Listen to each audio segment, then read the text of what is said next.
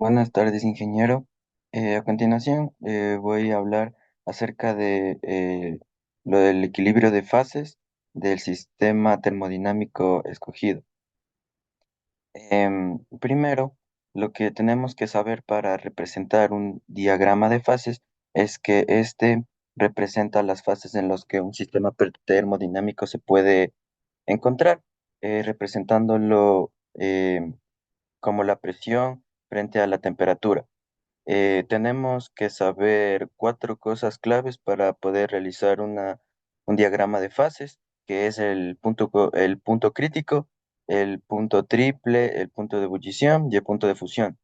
El punto crítico la mayoría de veces va a ser hipotético. Decimos que es hipotético porque son a temperaturas y a presiones muy altas donde ya podemos obtener un fluido supercrítico con características que no son muy usuales.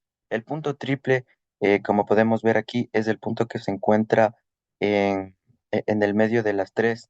Es decir, aquí estamos observando un equilibrio entre las tres fases. Em, el siguiente es el punto de ebullición. El punto de ebullición generalmente necesitamos una temperatura un poco mayor a la inicial, a una atmósfera que es la presión a la que nos encontramos normalmente, y el punto de fusión, que es en 186 grados centígrados, que podría ser un poco más alejado del punto de ebullición, que sería donde va a se va a pasar de sólido a líquido.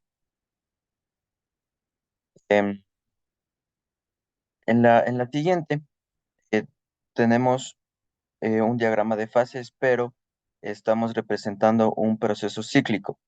Esto nos quiere decir, de aquí a acá es el primer proceso que puede, que puede obtener.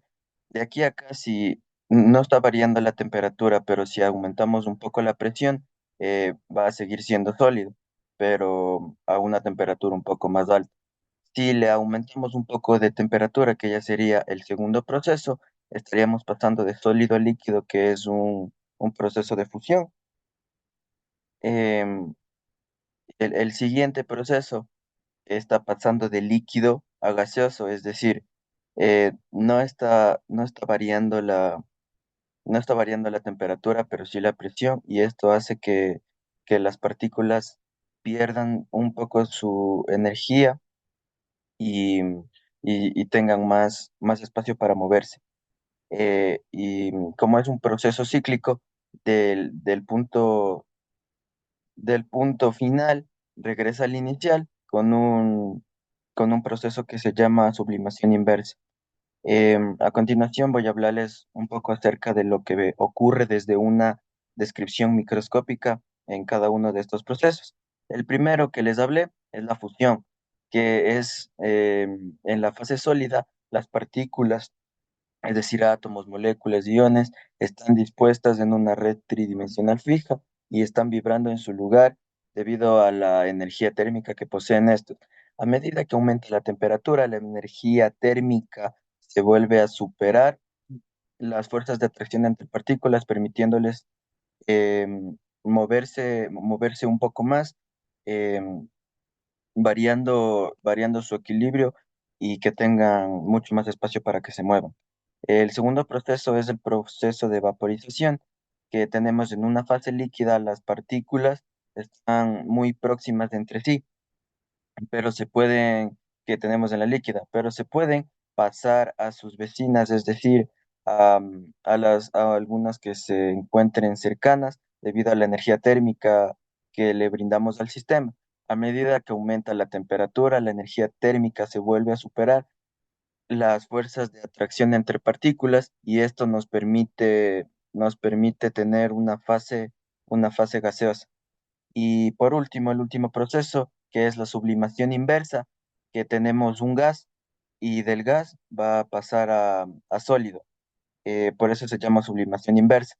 La, Tenemos que las moléculas de azúcar sufren un cambio en su estructura cristalina a medida que pasan de la fase gaseosa a la fase sólida, haciendo haciendo que esto se condense y que de nuevo adapte a la fase inicial.